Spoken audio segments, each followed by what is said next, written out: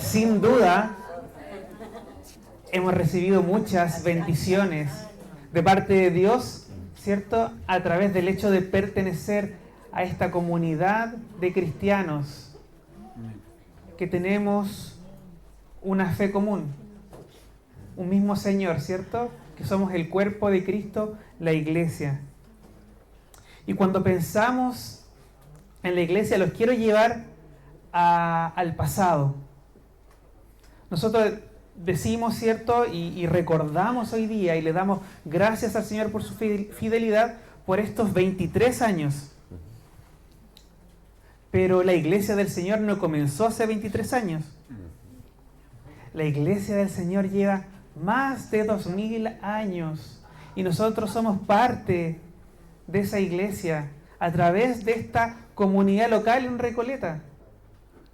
El Señor lleva más de 2000 años sustentando a su iglesia y siendo fiel con cada cristiano, con cada creyente que ha pertenecido a la iglesia en las distintas épocas de la historia. Y nosotros somos parte de esa historia. El Señor nos ha hecho parte de su obra acá en Recoleta. Y estamos agradecidos con el Señor por eso. Y como les decía, los quiero llevar hacia el pasado, hacia cuando comenzó la iglesia, lo que se llamaba la iglesia primitiva. Quiero llevarlos al libro de Hechos, capítulo 2. En Hechos se nos narra, ¿cierto?, el inicio de la iglesia después que Jesús asciende, ¿cierto?, y desciende el Espíritu Santo y se forma esta comunidad. Hechos capítulo 2, vamos a leer desde el versículo 42.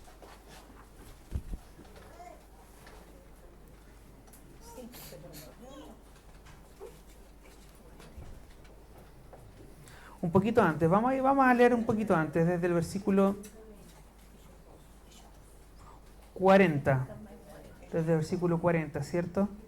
Porque ahí está Pedro predicando y en el versículo 40 dice así: y con otras muchas palabras testificaba y les exhortaba diciendo: sed salvos de esta perversa generación. Así que los que recibieron su palabra fueron bautizados y se añadieron aquel día como 3000 personas. Y perseveraban en la doctrina de los apóstoles, en la comunión unos con otros, en el partimiento del pan y en las oraciones. Y sobrevino temor a toda persona y muchas maravillas y señales eran hechas por los apóstoles.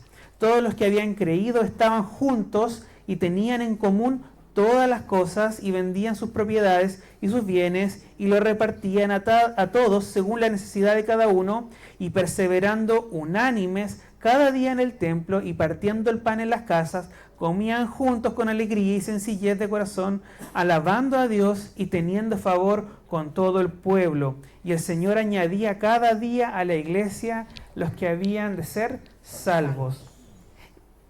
Y aquí se nos relata cómo era la vida de la comunión de los primeros cristianos.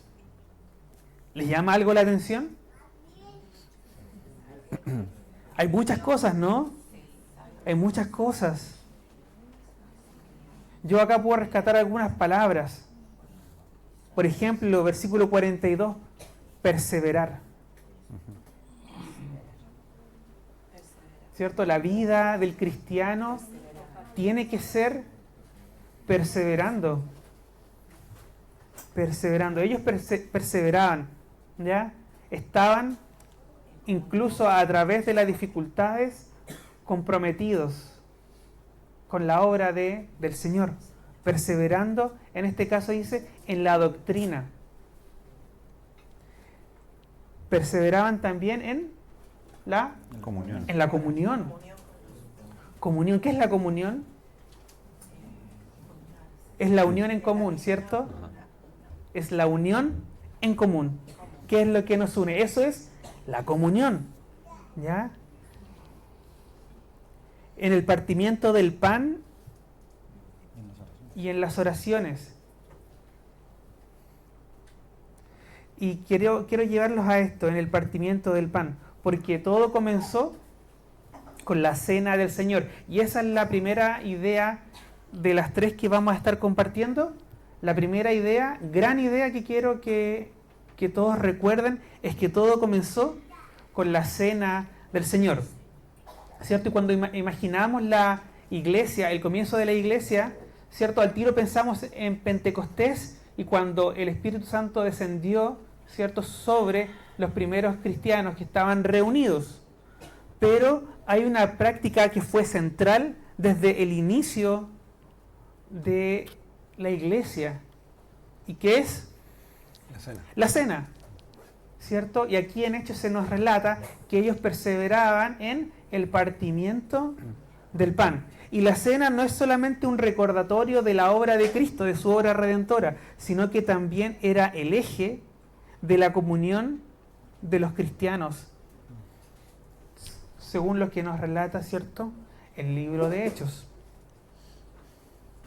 Desde un inicio, desde Hechos, capítulo 2, y desde cuando Jesús, ¿cierto?, tuvo la cena con sus discípulos, los cristianos se reunían a partir el pan, a compartir, ¿cierto?, la copa, y alrededor de esta ordenanza comenzó la iglesia. Y quiero que veamos tres puntos con respecto a esta primera gran idea, ¿ya? 3 puntos acerca de la cena del Señor y que todo comenzó, ¿cierto?, esta comunión con la cena del Señor. La primera idea que quiero que podamos recordar es: la cena del Señor fomentó la comunión y la unidad. La cena del Señor fomentó, ¿cierto?, la comunión y la unidad, porque ellos se reunían, ¿cierto?, cada día a partir, ¿cierto?, y a compartir el pan. Por lo tanto, era el eje central de la comunión de la iglesia. Versículo 42 dice: y perseveraban en la doctrina de los apóstoles, en la comunión unos con otros, en el partimiento del pan y en las oraciones. Por lo tanto, desde el principio la iglesia no solo fue un grupo de creyentes con una fe en común, sino que era una familia unida a Cristo, y la cena del Señor era un símbolo de esa unidad que ellos tenían. Sí. Oye, es que quiero sumar, porque tú leíste el versículo 41 cuando dice: y se añadieron aquel día como 3.000 personas. Entonces pensaba lo que tú estás diciendo, el tema de la unidad, porque estaba ahí Pedro, María Magdalena y los que se habían sumado al grupo de Jesús. Pero lo que hizo Jesús no fue solamente para ellos, porque se añadieron como 3.000 personas. Entonces imagínense quizás esa conversación en donde de repente Pedro estaba predicando y dice: oye, Cristo te perdonó a la orilla de la playa que tú lo traicionaste cuando lo negaste 3 veces. Y Pedro: sí. Bueno, ¿Jesús también me perdona a mí? Sí. Entonces ahí se producía la unidad, en que el perdón de Cristo era para los que habían creído al principio, pero también es válido para ellos, como lo es para nosotros. O sea, como que en el fondo no es algo que se acaba, sino que es una comunión que continúa. Y algo interesante es que no significa uniformidad. La comunión no significa uniformidad. No significa que todos debamos ser iguales, que todos quizás tengamos el mismo temperamento, sino que pensaba en lo que decía Pastor, de los 3.000 que se añadieron a la iglesia ese día. Porque ya el grupo, ¿cierto?, de los 12 y de los discípulos probablemente se conocían ya unos con otros, ya sabían cómo eran, ¿cierto?, sus formas distintas de ser.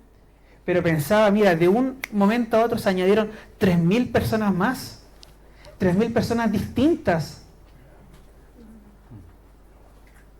Pero tenían algo en común y se juntaban a orar y se juntaban, ¿cierto?, a compartir la cena, porque a pesar de que eran distintas, había algo que los unía. Y así también a nosotros, hermanos, hoy día hay algo que nos une. Somos todos distintos, pero podemos tener un tiempo de comunión con la cena.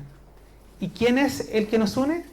Cristo Jesús, ¿cierto? Cristo Jesús nos une a través de su sacrificio. Él nos une porque somos hijos de Él y porque pertenecemos a un cuerpo, porque tenemos un mismo Señor.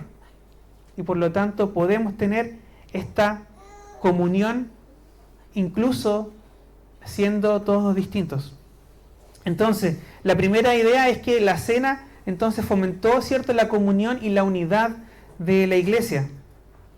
La segunda idea que quiero compartirles es que la cena del Señor se convirtió en una parte central dentro de la adoración de la iglesia.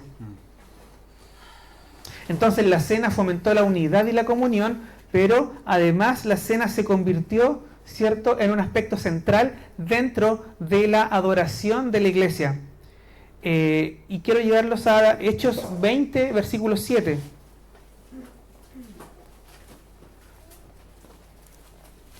Hechos 20, versículo 7.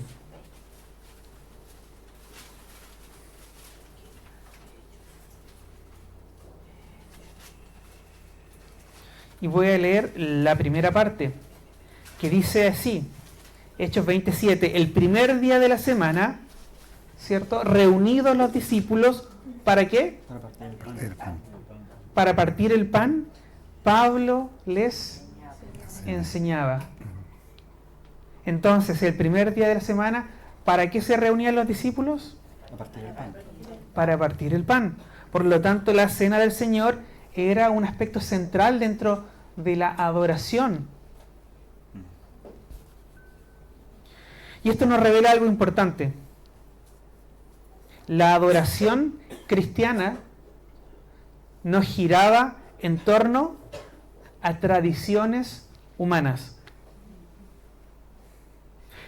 Y esto lo podemos aplicar también hoy día.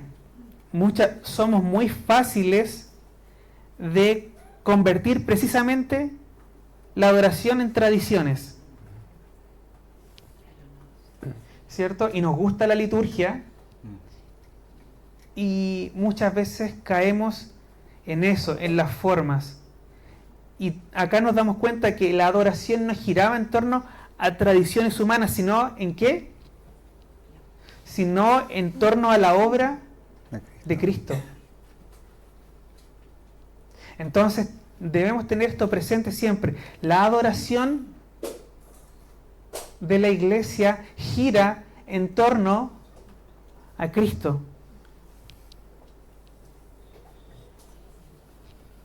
Partir el pan era más que un simple acto, era una reafirmación del Evangelio y un recordatorio constante de la muerte y la resurrección de Cristo. Y la enseñanza de Pablo iba de la mano con esta práctica. Porque ellos se juntaban a partir el pan y Pablo les enseñaba. Por lo tanto, para el día de hoy, nuestra adoración debe estar centrada en Cristo. Y nosotros como iglesia debemos mantener viva esta centralidad en la cruz y en la resurrección.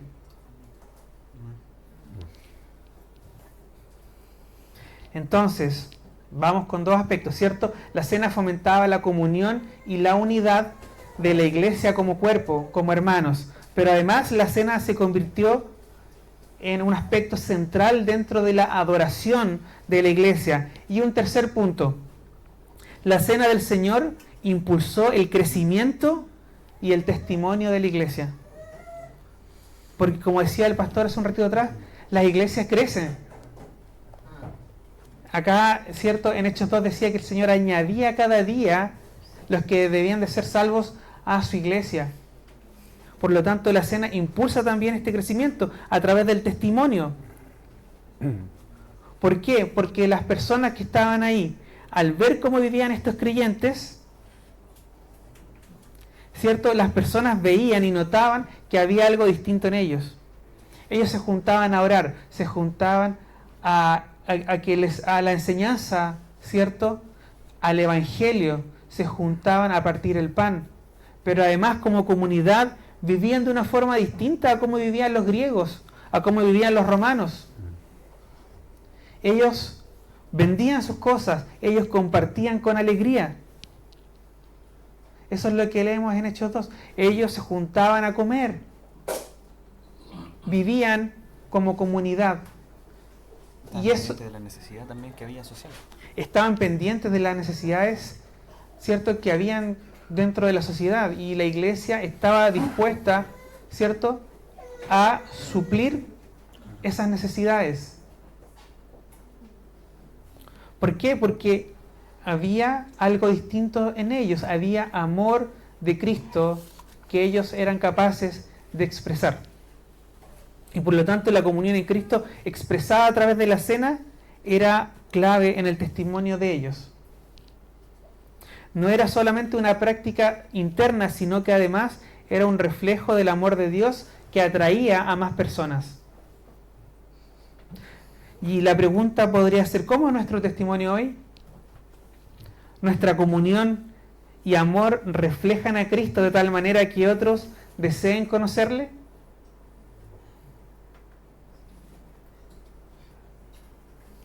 Entonces, 3 puntos, ¿cierto?